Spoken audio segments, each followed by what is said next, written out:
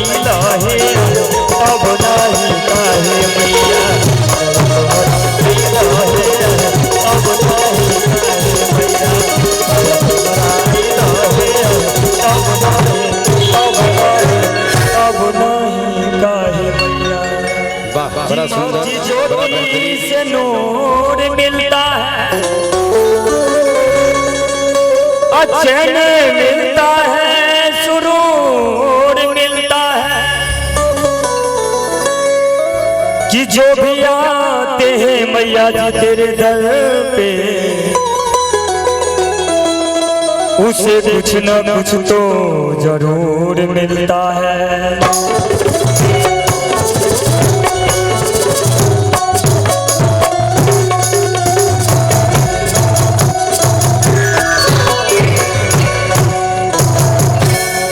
देखिए वो पर्चे अपना अंदाज से बनले रहे भैया कि बेगूसराय जिला के हई निवासी कि बेगूसराय जिला के हई निवासी गोविंदपुर मंसूर चक हमर गाँव बा कि परिचय अपन बतानी आई है हेमंत किशोर हमर नाम है। आइए एक भजन उसके बाद जैसा आप लोग आदेश हो कि माटी के मूर्ति से तकेली मुस्काई के कि माटी के मूर्ति से तकेली मुस्काई के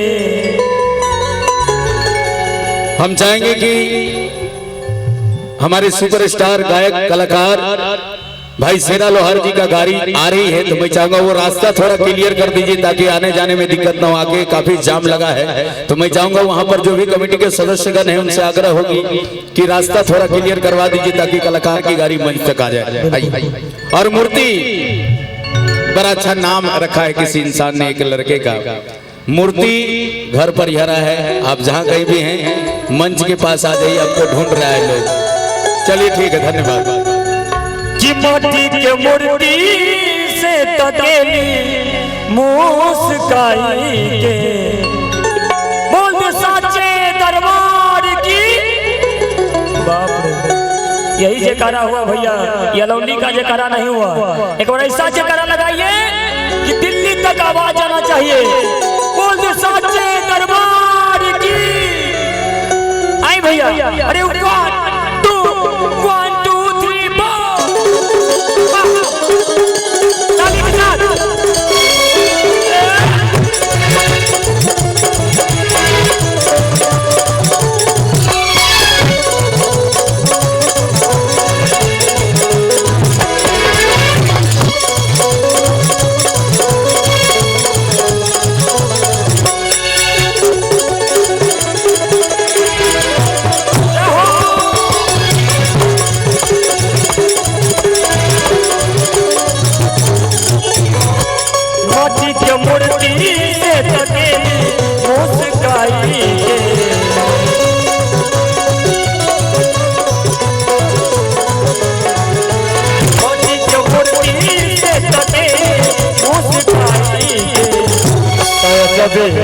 सुहावन लागे दुर्गा माई के, जब रूप सुहावन लागे दुर्गा माई के। मोती के मूर्ति से तकेली मुस्काई के।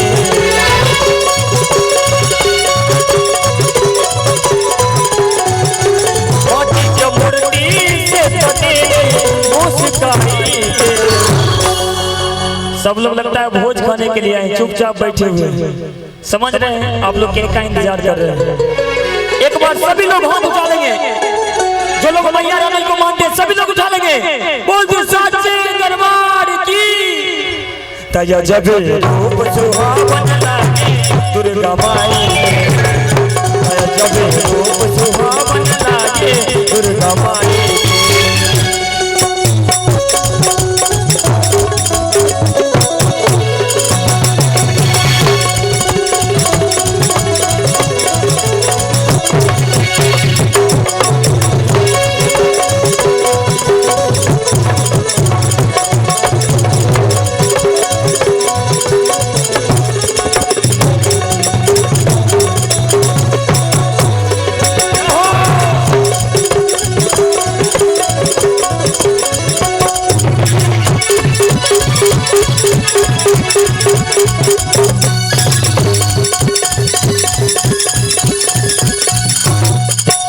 और देखिए भक्त कैसे कहता माई से,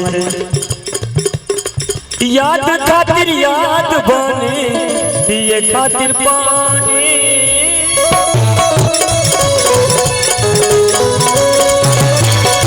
याद खातिर याद बने पिए खातिर पानी,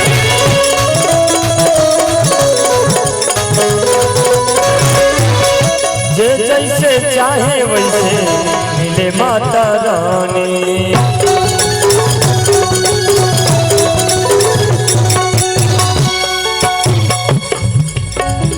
तो उनका दर्शन देखी आई तो मन हर्षाई, तो उनका दर्शन देखी आई मन हर्षाई। बोल साचे दरबार की तया जब सुहावन लागे दुर्गा माई, रूप सुहावन लागे दुर्गा माई के। माटी के मूर्ति से तनेली मुस्काई के, माटी के मूर्ति से तनेली मुस्काई के।